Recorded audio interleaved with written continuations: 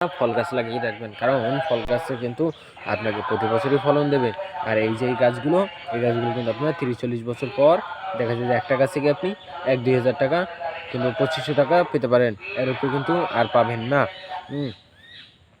তো সেই দিকে খেয়াল রাখবেন। তো এইসব গাছগুলো এখন যেগুলো আছে, এখন যারা লাগায় তারা একটা বোকামি করছে, কারণ এখন এগুলো না লাগিয়ে যে গাছ ভেঙে গেছে বা কাটছেন সেখানে এখন ফল গাছ লাগিয়ে দেন। হ্যাঁ, কিন্তু এখন যেখানে আছে গাছগুলো দাঁড়ানো সেগুলো কেটে ফল গাছ লাগানোর দরকার নাই, যেখানে নাই সেখানে ফল গাছ লাগান। হুম, অপ্রয়োজনে গাছ কাটার দরকার নাই।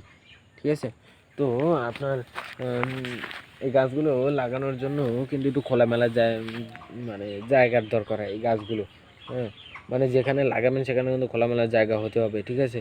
আর এই মেহগনি গাছ কিন্তু আপনি যে কোনো হাটে বাজারেই কিনতে পাবেন। ঠিক আছে? মেহগনি গাছের কিন্তু আরও একটা প্রজাতি হয়, সেগুলো হচ্ছে গিয়ে মেহগনি গাছের পাহাড়ি মেহগনি গাছ। তো সেই মেহগনি গাছগুলো মূলত বেশিরভাগ ব্যবহার হয়, ওই যে বললাম, শহর অঞ্চলে যারা বিল্ডিং বানায় তারা কিন্তু গাছ কিনে নেয়, মেহগনি গাছ কিংবা গাব গাছ কিনে নেয়, কারণ এগুলো একদম সোজা সোজা হয়ে থাকে। তো এই গাছগুলোকে খারাপভাবে মাটিতে পুঁতে দেয়, পুঁতে দেওয়ার কারণে এটা কিন্তু মাটিটা শক্ত হয়ে যায়।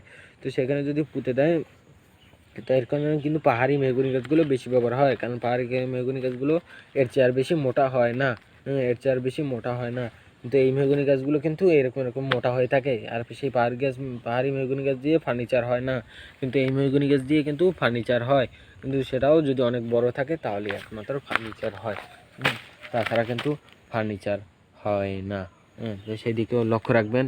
হ্যাঁ, আর আপনার এই যে আপনার এই যে মেহগনি গাছগুলো, এগুলো আপনার পুকুরের পাশ থেকে পুকুরের পাশে লাগাবেন না কখনই।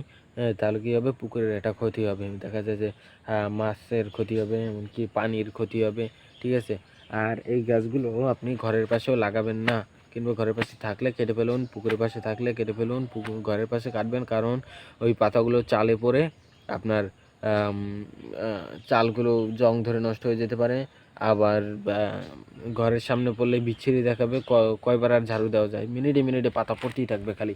হ্যাঁ, আর বড় বড় রেন্ডি গাছ, চাম্বল গাছ ঘরের পাশ থেকে কেটে ফেলুন, আর না হলে ঝড়ের বাতাসে ওগুলো আপনার ঘরে পড়ে কিন্তু ঘরের একটা ক্ষতি করে দিতে পারে, বড় ধরনের একটা কোনো একটা ক্ষতি করে দিতে পারে। তো সেই দিকে কিন্তু লক্ষ্য রাখবেন। তো এই গাছগুলো লাগানোর জন্য আপনার মাটিতে একটু গর্ত খুঁড়ে সেখানে কিন্তু গাছটা পুঁতে দিলেই জাস্ট হবে। গাছটার মানে যখন লাগাবেন তার 2 দিন আগে, মানে কেনারও আগে, ঠিক আছে, আগে মাটিতে খুঁড়বেন, যেখানে লাগাবেন সেখানে জায়গা নির্বাচন করে সেখানে লাগিয়ে দেবেন।